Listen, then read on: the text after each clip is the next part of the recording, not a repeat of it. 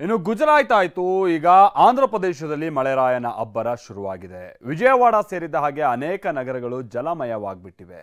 ಕೆಲವರು ಆತಂಕದಲ್ಲಿ ಕಾಲ ದೂಡ್ತಾ ಇದ್ರೆ ಮಳೆ ತಂದ ಅವಾಂತರಕ್ಕೆ ಬಲಿಗಳು ಕೂಡ ಬೀಳ್ತಾ ಇವೆ. ಬನ್ನಿ ಇದಕ್ಕೆ ಸಂಬಂಧಪಟ್ಟ ಹಾಗೆ ರಿಪೋರ್ಟ್ ನೋಡ್ಕೊಂಬೋಣ.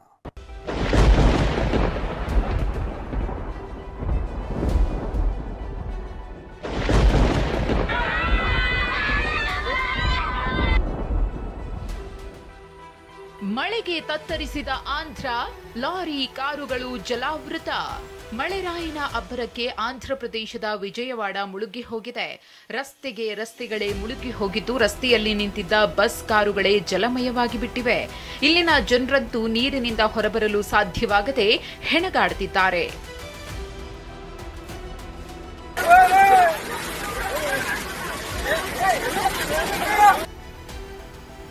ನದಿಯಂತೆ ಭೋರ್ಗರೆದ ರಸ್ತೆ, ಕೊಚ್ಚಿ ಹೋಗ್ತಿದ್ದವರ ರಕ್ಷಣೆ. ಈ ದೃಶ್ಯವನ್ನ ಒಮ್ಮೆ ನೋಡಿದ ತಕ್ಷಣಕ್ಕೆ ಇದ್ಯಾವುದು ನದಿ ಇರಬೇಕು, ಇಲ್ಲವಾದ್ರೆ ಸಣ್ಣದೊಂದು ಹಳ್ಳ ಇರಬೇಕು ಅನ್ಸುತ್ತೆ. ಆದ್ರೆ ಇದು ವಿಜಯವಾಡದ ನಗರವೊಂದರ ಸಣ್ಣ ರಸ್ತೆ. ಮಳೆ ಅಬ್ಬರಕ್ಕೆ ರಸ್ತೆಯಲ್ಲಿ ನೀರು ನದಿಯಂತೆ ಭೋರ್ಗರೆಯುತ್ತಿದೆ. ನಡೆದುಕೊಂಡು ಹೋಗ್ತಿದ್ದ ಪಾದಾಚಾರಿಗಳು ಕೊಚ್ಚಿಕೊಂಡು ಹೋಗ್ತಿದ್ರು. ಸ್ಥಳೀಯರು ಹಗ್ಗದ ಸಹಾಯದ ಮೂಲಕ ಕೊಚ್ಚಿ ಹೋಗ್ತಿದ್ದವರ ರಕ್ಷಣೆ ಮಾಡಿದ್ದಾರೆ.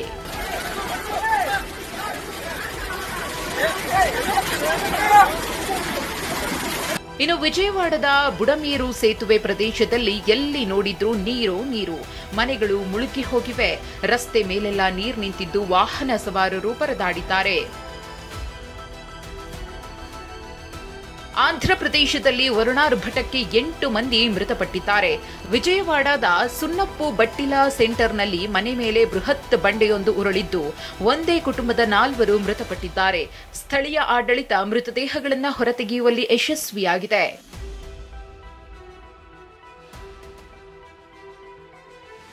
ತೆಲಂಗಾಣದ ಕೇಸಮುದ್ರಂ ಮತ್ತು ಮೆಹಬೂಬಾಬಾದ್ ನಡುವಿನ ರೈಲ್ವೆ ಹಳಿ ಮುಳುಗಡೆಯಾಗಿದೆ. ತೆಲಂಗಾಣ, ಆಂಧ್ರ ಪ್ರದೇಶ, ಹೈದರಾಬಾದ್, ಮೆಹಬೂಬ್ ನಗರ ಮತ್ತು ವಿಜಯವಾಡ ದಕ್ಷಿಣ ಕೇಂದ್ರ ರೈಲ್ವೆ ವಿಭಾಗದ ರೈಲುಗಳನ್ನು ರದ್ದುಗೊಳಿಸಲಾಗಿದೆ. ಇನ್ನು ಆಂಧ್ರ ಪ್ರದೇಶದ ನೂಜಿವಿಡು ಪ್ರದೇಶದಲ್ಲಿ ಲಾರಿಯೊಂದು ನೀರಿನಲ್ಲಿ ಕೊಚ್ಚಿಕೊಂಡು ಹೋಗಿದೆ.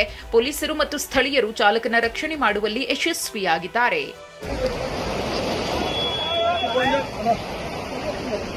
ಅಸ್ಸಾಂನ ಗುವಾಹಟಿಯಲ್ಲೂ ಮಳೆರಾಯನ ಅಬ್ಬರ ಜೋರಾಗಿದೆ. ರುಕ್ಮಿಣಿಗಾಂವ್ ಪ್ರದೇಶ ಸಂಪೂರ್ಣವಾಗಿ ಮುಳುಗಿ ಹೋಗಿದೆ. ಅಪಾರ್ಟ್ಮೆಂಟ್ ಜಲಾವೃತವಾಗಿದೆ. ರಸ್ತೆಯಲ್ಲಿ ಜನರು ದೋಣಿ ಮೂಲಕ ಓಡಾಟ ಮಾಡುತ್ತಿದ್ದಾರೆ. ಧಾರಾಕಾರ ಮಳೆಗೆ ಕಲಬುರಗಿ ಜಿಲ್ಲೆಯ ಹಲವು ಸೇತುವೆಗಳು ಜಲಾವೃತವಾಗಿದೆ. ಮಿರಿಯಾಣ ಕೋತ್ಲಾಪುರ ಗ್ರಾಮದ ನಡುವಿನ ಸೇತುವೆ ಮುಳುಗಡೆಯಾಗಿದೆ. ಇನ್ನು ಕನಕಪುರ ಗ್ರಾಮದಲ್ಲಿ ಸುಭಾಷ್ ಎಂಬುವರ ಮನೆ ಗೋಡೆ ಕುಸಿದಿದೆ. ಕಲಬುರಗಿ ನಗರದ ಪಿಡಿಎ ಕಾಲೇಜು ಬಳಿ 7-8 ಅಂಗಡಿಗಳಿಗೆ ಮಳೆ ನೀರು ನುಗ್ಗಿದೆ. ಇನ್ನು ಯಾದಗಿರಿ ಜಿಲ್ಲೆ ದೋರನಹಳ್ಳಿ ಗ್ರಾಮದ ತಗ್ಗು ಪ್ರದೇಶಗಳಿಗೆ ನೀರು ನುಗ್ಗಿದೆ. ಮನೆಯೊಳಗಿದ್ದ ಬಾಣಂತಿಗೆ ಸಂಕಷ್ಟ ಎದುರಾಗಿದೆ.